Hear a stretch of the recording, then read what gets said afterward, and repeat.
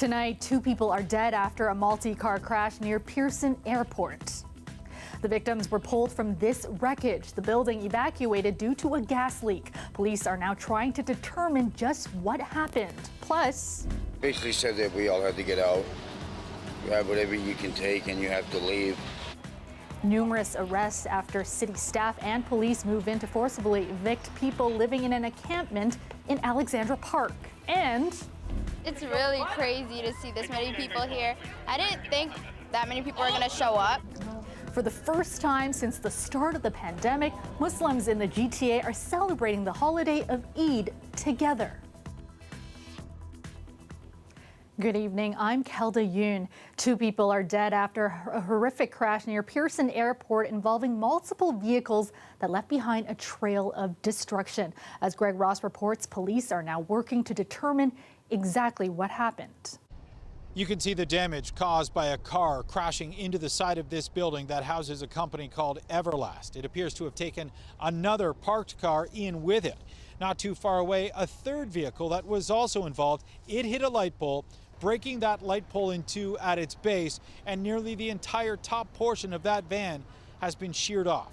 Fire and police crews were here on scene for hours after this crash, which happened just after 4 o'clock this afternoon. They've yet to confirm any details about the cause of the crash, other than to say that speed was a factor, and that is very clear when you look at the trail of destruction that was left behind. You can see tire tracks in the grass and down trees where one of these cars left the road, presumably the burgundy vehicle, and then crashed into the other 2 cars that were parked here in the parking lot. Now, when emergency crews arrived, they found 2 people trapped in one of the vehicles. One of those people was pronounced dead on scene. The other later died in hospital. Fire crews also had to evacuate the building that these cars hit because of a gas leak. Nobody inside that building was hurt. Greg Ross, CBC News, Toronto. An update to a story we brought you last night. Toronto police are searching for a 32-year-old man alleged to have deliberately run down a pedestrian in the Lower Donlands. Robert Katta of Toronto is wanted for second-degree murder and attempted murder. The incident happened just after 9 p.m. on Monday near Cherry and Polson Streets. Police say there was an argument before Katta got into a truck and deliberately struck a pedestrian. The victim was pronounced dead at the scene. Katta was last seen wearing a white T-shirt, blue jean shorts, and white shoes. Police have since recovered the truck. And police are investigating 2 overnight shootings in Etobicoke. Both happened near Islington and Dixon. One of them left a man dead. Dan Takema has the latest. A 22-year-old Toronto man was killed in a shooting at this Etobicoke Plaza. Jovan McNully's found with 1 gunshot wound outside Istar Restaurant, a Somali-Canadian eatery. Police were called to the scene around midnight. Officers attempted CPR, but he was pronounced dead.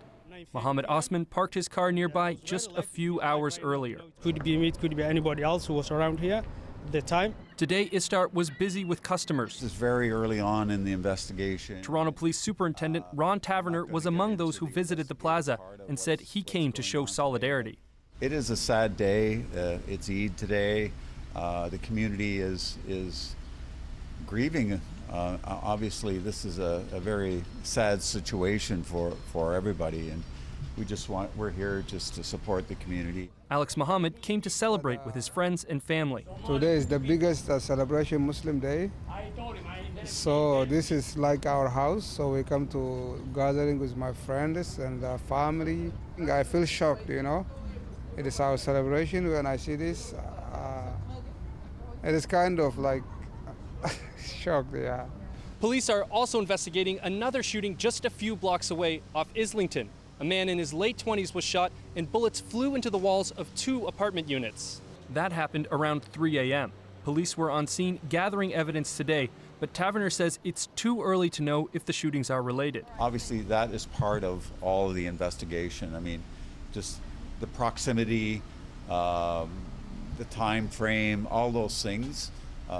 But there's, right now, we don't have anything concrete to link them. Back at the plaza, business owners were rattled. Nothing like this ever happened at this plaza. The restaurant is always nice people. so it's really unexpected. It's a really shock and surprise this morning. Police are asking anyone with information to contact them. Dan Takema, CBC News, Toronto. Meteorologist Colette Kennedy joins us now with a first look at the forecast. And Colette, the day started out muggy and hazy, but the air quality has been improving. Yeah, that's right, Kelda. So we're seeing everything kind of getting better as this cold front moves through and it sort of exchanges the air mass. So the winds change direction. In fact, we saw that front kind of clearing through the GTA late afternoon, early evening, and southwesterly winds turning to northwesterly, allowing for this to come in. Now, just a few isolated showers essentially left behind after some of that active weather, including well into eastern Ontario, some stronger storms there too. But as we go into tomorrow, any kind of lingering showers tonight should be long gone. This is 7 a.m. tomorrow morning. And not only that, you may have a little extra cloud cover still hanging in there along the north shore of Lake Erie into eastern Ontario, but that will be moving out as well. And we get into full sunshine, more comfortable breathing air too, because the smoke kind of pushed away with this, but also the humidity down. Now, this is just Thursday morning. That's just kind of a tease as to what's that going to lead to. I will tell you a little bit later in the show when I come back. Overnight tonight, though, 17 degrees for our low. And look at this, tomorrow, hey, just around the mid-20s for our daytime highs, Kelda. Sounds good. Thanks, Colette. To the COVID-19 pandemic now, Ontario reported 127 new cases of the virus and 2 more deaths today. Our 7-day average of daily cases now sits at 152. Ontario's top doctor is urging anyone eligible who has still not received the COVID-19 vaccine to do so before cooler weather hits in the fall and kids return to school. We'll be in closed spaces with closer faces in crowded spaces.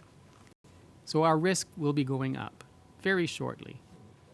Dr. Kieran Moore says schools should be able to fully open and be the last to close if another wave of the virus hits. But he admits the province is concerned about the risk of the Delta variant, which is gaining global dominance. Moore says 2 vaccine doses are needed to protect against the variant. 79% of eligible Ontarians are at least partially vaccinated.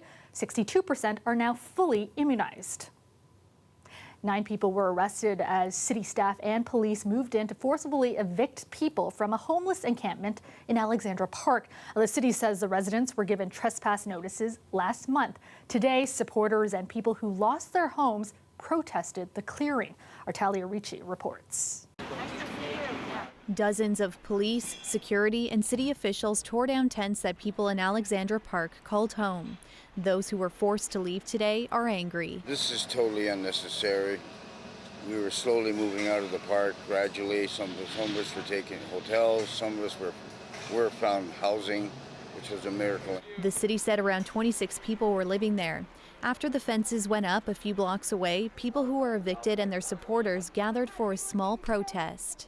What we have seen here today is compounding trauma. This is not a healthcare approach. This is a healthcare disaster. The city has become reliant on the emergency shelter system as if it is housing, which it is not. The city said the people who were moved today will be offered an indoor space with meals, showers, as well as access to mental health supports, harm reduction services, and a housing worker. In this case, we heard loud and clear from the local residents that it was causing the park to be closed. We've had to cancel the summer programs for students in that park because of the encampment being there. This woman who lives in the area says she has mixed feelings about what she saw today.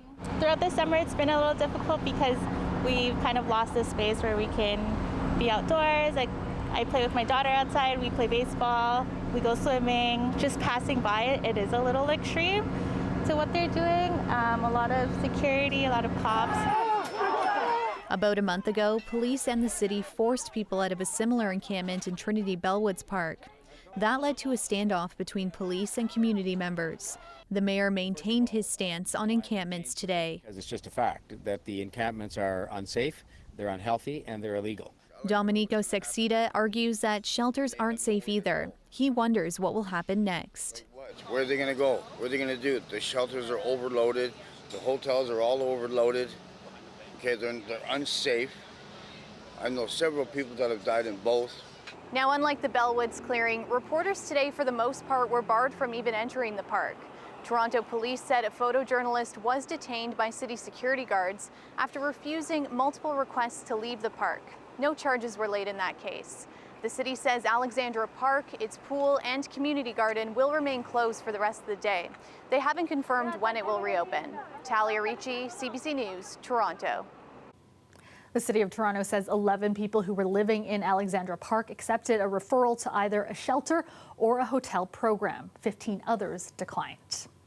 Well, Muslims around the world, including across the GTA, are marking Eid al-Adha today, also known as the Feast of Sacrifice. And while some pandemic restrictions are still in place, worshippers in Toronto and Mississauga were able to unite in prayer in large outdoor ceremonies. Our Jessica Ng has more.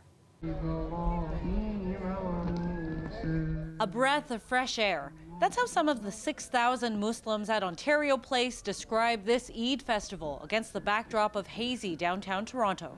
Every Eid is a new chapter for us because it's a new beginning. Abdallah Ahmad is happy the first Eid for 4-month-old Kenda can be shared with family in person. Especially with the vaccination, we feel more safe now because, you know, it's important for us to go out and see other people. Those 6,000 attendees maxing out the capacity limit for this event. You had to register in advance, have to be wearing your mask even though we were outside praying. You still have to keep socially distanced, so 2 meters apart.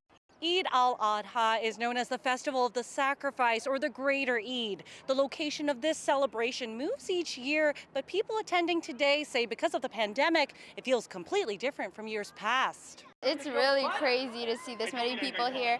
I didn't think that many people were going to show up. Last year, it was, we were at home. We didn't get a chance to go out to enjoy the weather and praying together. Now we are very happy to be here. Normally, of course, we hug and kiss and all of those things. So everyone was like, and it was so cute because everyone's reminding everyone, no, you can't kiss me. You can't, you can't shake my hand. In Mississauga, an outdoor Eid event took over the Iceland turf fields. Having the opportunity to come see families and friends, even if it's from a distance, even if it's not how we used to do it, is really something that re-energizes our community. Beyond festivities, it's the long-awaited reunions with family and some sense of normalcy that's making this Eid extra special. I'm really happy that we get to do it after so long. Jessica Ng, CBC News, Toronto. Welcome back. Rexdale residents, a city councillor, and school officials are all frustrated. A major community hub has been inaccessible for years. The Rivercrest rink has been closed for repairs since 2018, and residents have recently learned there are no plans to open it this year. As our Angelina King tells us, they say that's left a gaping hole in the community. Sandra Albert has fond memories here. It's where her husband grew up playing shinny and where her grandson learned to skate. It's nostalgic for a lot of people, but it's also necessary for all the young families with small kids coming into the area now who should have the same memories. But there have been no memories made on the ice for 3 years. While it can be used for tennis in the summer, the rink was closed in 2018 to repair the refrigeration equipment. But that exposed more problems. Now the city plans to spend about $1.8 million on upgrades. According to a city report from last month, a contractor has not yet been hired to do the work, so it's unlikely it'll open before 2022. It's kind of disappointing because it's our taxpayers' money. Outdoor skating was one of the few activities allowed this winter during the pandemic, but Rexdale residents like Elisa Malatesta and her kids missed out. You want to get your kids active, and for me, that's very important. The neighborhood city councillor says he's been pushing to get the rink open sooner and believes bureaucratic red tape has stalled repairs. I do not think the city, respectfully, has done a good job. This project has taken way longer than other projects have in terms of state of good repair, rehabilitation on city assets in other parts of the city. The city wouldn't comment, but its report blames the delays on the pandemic, staff turnover, escalating repair needs, and slow negotiations with the Toronto District School Board. The city leases the land the rink sits on from the TDSB. The school's principal told CBC the rink provided much-needed recreation for kids and their families in an area with few facilities and where many can't afford to travel to or pay for activities. And residents wonder whether repairs would have taken this long in a more affluent area. Maybe if we were in Baby Point or Rosedale, this would not have happened. And I'm sorry I feel that way, but I do. While they wait, the councillor is looking into opening it as a natural ice rink this year in the hopes another winter doesn't go by without somewhere to skate. Angelina King, CBC News, Toronto. Partly cloudy this evening. The risk of thunderstorms, though, that has ended. Some isolated showers are possible overnight. Temperatures are cooling. Currently, it is 23 degrees downtown. Let's go back to Colette now with a look at your extended forecast. And Colette, with this cold front coming through, we are starting to see more comfortable temperatures. Yeah, everything's improving, Kelda. So, you know, it's kind of bad enough when it's already really sticky for those who really struggle with that. And then you add the smoke and the poor air quality. So really nice that we've got this new air that's moved in. And as it has, we're seeing the temperatures falling, humidity coming down gradually, but also really improvement in terms of the smoke that was in the air, especially into our mid-levels and upper levels of the atmosphere. So, hey, daytime highs today, we know it was a very steamy one. 30 degrees, and we round that up, Toronto, up to 30 degrees as well. And, you know, we're just looking at a few of these little isolated showers kind of left behind, a little bit heavier into eastern Ontario with some of the active weather that we had along that frontal boundary. But even the clouds, in most cases, will be gone into tomorrow morning. They'll be lingering a little bit into eastern Ontario from about Kingston or even Belleville, stretching over towards Cornwall. And you can see through the Niagara region back towards London, a little extra cloud cover. But then we do get into full sunshine, so you will get into clearing. And then what's this? Well, I mentioned this earlier in the show. So cloudiness coming back in for Thursday, just some increase in cloudiness. So say mostly cloudy that we'll be seeing in terms of our sky conditions. But if you watch actually as I roll this forward, rain chances are greater into eastern Ontario on Thursday. I put a slim chance in for us through the GTA and into southwestern Ontario. I actually think we're going to stay dry through Thursday. Your temperatures tonight, this is the story with those, 16 to 18 for those overnight lows into southwestern Ontario with some stronger winds earlier, those kind of backing off through the overnight hours. And boy, oh boy, Sarnia, a high of only 22. Windsor, you should comfortably get to 25 degrees for tomorrow. Around the Golden Horseshoe, St. Catharines, 17. Oshawa, Markham, 16 for those overnight lows. But as the dew points go down, it gets a little bit easier to sleep, and it certainly is going to feel good tomorrow. It's really going to be quite a picturesque day, actually, for us on Wednesday. But sorry, no more of those orange sunsets because we're losing that smoke. Thursday, we start the trend of heading up again with our temperatures. It'll be hot and sticky by the end of the weekend. Again, Kilda. Thanks so much, Colette. Weather is brought to you by Train. To cool and clean the air in your home, it's hard to stop a train. Train, the most reliable heating and cooling brand. The Tony Award-winning musical Dear Evan Hansen will be the opening night gala presentation at this year's Toronto International Film Festival. I never meant to make it such a mess. I was trying to help. If you knew who I am. Just how broken I am. I already know you. And I love you.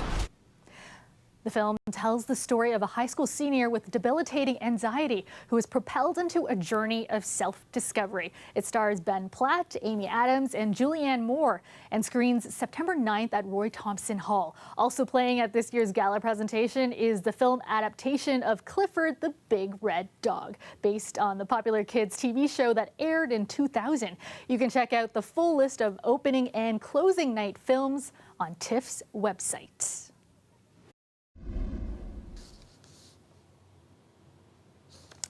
As Canadian athletes gear up for the start of the Olympics in just a few days, back here at home, fans are finding different ways to cheer them on. Today, a new celebration wall was unveiled in Toronto dedicated to sprinter Aaron Brown. Our Greg Ross was there. Just to see in real life, like I said, it's just a surreal moment, man. That was Canadian sprinter Aaron Brown's reaction. Not long after seeing a picture of his celebration wall in the Distillery District, it has his name in big bold letters and the caption, "Go Aaron, go." A place for my friends and family and supporters to all go and support me. You know, having a big wall like that, celebration wall, just dedicated to myself like that. I'm humbled and definitely so grateful. Brown is currently in Florida, where he trains. He leaves for Tokyo in a couple of days. Today, his parents, Sonia and Ian Brown, were in the Distillery District for the unveiling of the wall. It's pretty awesome. It's, you know, it's surreal. They were able to go and support their son while competing in his first two Olympics in 2012 and 2016. They're still getting used to the idea of cheering from a distance this time around. They say the wall put up by Canadian Tire helps. Here's a way for us as Canadians to show our support for all the athletes around and to make sure that they know that they're loved and we're cheering them on. I send him virtual hugs all the time, and he knows that I love him to death. Brown can't even bring his wife and son this time around, but they will see the celebration wall. My wife is going to be going up to Toronto when the games start, so she'll be able to check it out and take my son there. So, you know, if I could see a picture or video with him there, that'd be just the icing on the cake, man. Brown will be competing in the 200-meter and relay races in track and field. He doesn't leave for Tokyo for another couple of days, but in the meantime, there are already Canadians in Japan gearing up for competition right now. Even though the opening ceremonies are on Friday, athletes will start competing tomorrow. The Canadian women's soccer team will face Japan at 6 a.m. our time on Wednesday, and the Canadian women's softball team will play their first game against Mexico at 2 a.m. Toronto time.